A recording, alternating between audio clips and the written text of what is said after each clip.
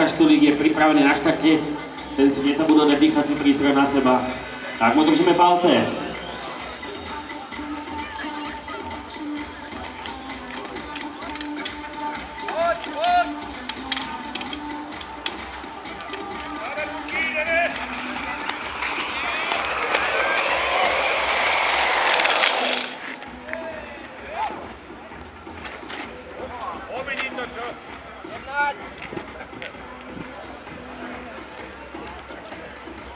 Bohužiaľ, bude tam presná minúta za neprekonanie bariéry.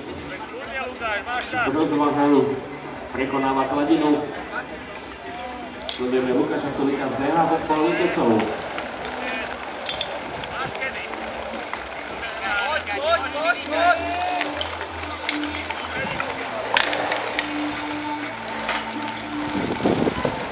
Medzičasom si ešte pripomenieme sponzorov a partnerov dnešného podujatia. Samozrejme velikánska vďaka patrí všetkým členom dobrovoľného hasičského zboru Veľké Chlievany, dobrovoľného hasičského zboru Bánovci nad Bebravou a športového klubu hasičov tu v Bánovciach. A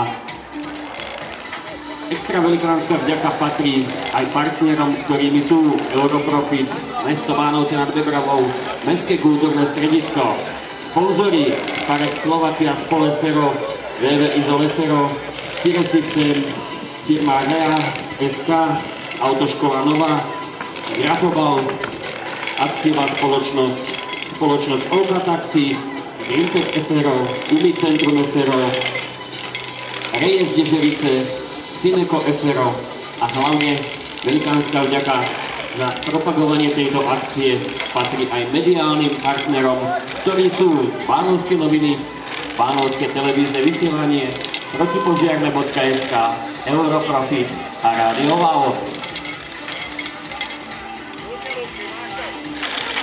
Ešte stále medzičasom sledujeme súťažiaceho z DHZ Politesov, ktorým je Lukáš Sulík.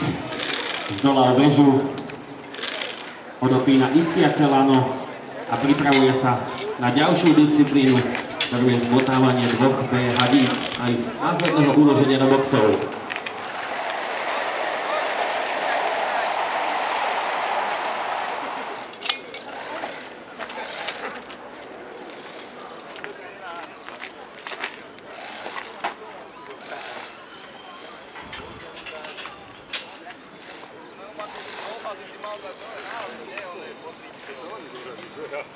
Poď. Jedný auto má, pýtaj si to.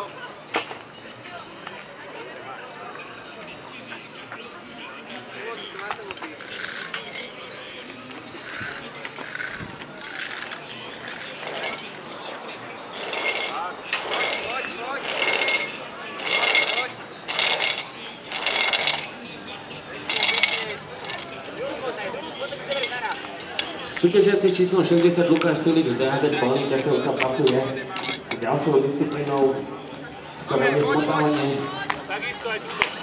hadíc B.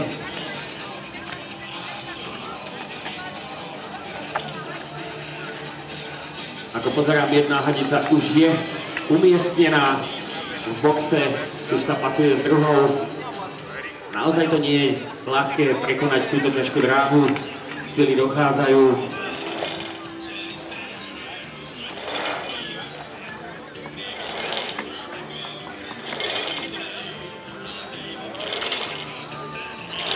Luky, dávaj, motaj.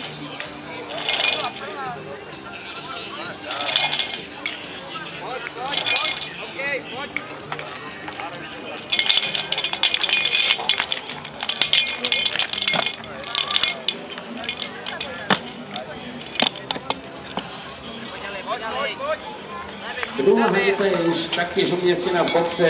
Lukáš Sulík z DHZ Politesov práve premiestňuje figurínu týmto pripraveným tunelom. Potom je potrebné umiestniť ju na nosítka. Samozrejme tak, aby moc nepretrčala. Figurína je na mieste. A Lukáš berie do ruky kladivo a dáva za seba potrebnú silu na to, aby zdolal túto disciplínu.